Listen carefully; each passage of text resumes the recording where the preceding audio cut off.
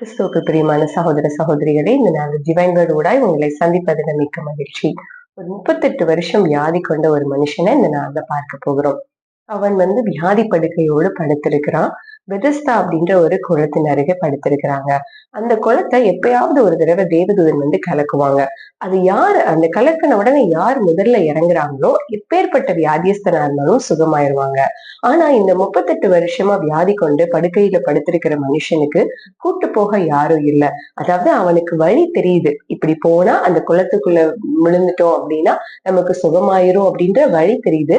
ஆனா கூட்டு போக ஆள் இல்லைங்க. அவனை தேற்றுகிறதற்கு ஒரு வார்த்தையும் இல்லைங்க.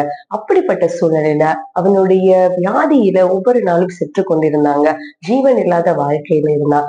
இயேசு சொல்றாரு யோவான் 14:6, நானே வழியும் சத்தியமும் ஜீவனுமா இருக்கிறேன் என்று சொல்லுகிறாருங்க. அத சொன்னது மாத்திரமல்ல, அந்த குளத்துல அந்த 38 வருஷம் வியாதி கொண்டிருந்த மனுஷனை தேடி அவர் வந்தாருங்க. இயேசுவே வழியாய் வந்தாருங்க.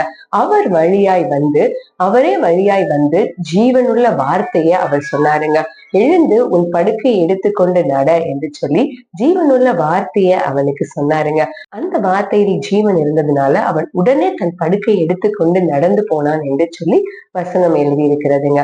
இந்த நாளில உங்களுக்கு பாதை கண் முன்னாடி இருக்கு, ஆனா போகிறதற்கு யாரும் கூட்டிட்டு போக ஆள் இல்ல அதை எப்படி நடத்தணும் தெரியல, உங்களுக்கு வாக்குத்தத்தமான வார்த்தை ஜீவன் இல்லாம அப்படியே இருக்கிறது அப்படின்னா, இயேசுதான் இந்த நாள்ல உங்களுக்கு வழியாயும் ஜீவனாயும் சத்தியமாயும் இருக்கிறார். அவர் நிச்சயமாய் உங்களை சுகப்படுத்துவார்.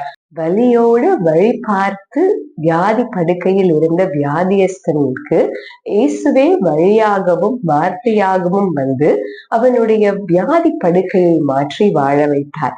அவரே வழியும் சத்தியமும் ஜீவனுமாய் இருக்கிறார். கர்த்தர் உங்களை ஆசீர்வதிப்பார். God bless you.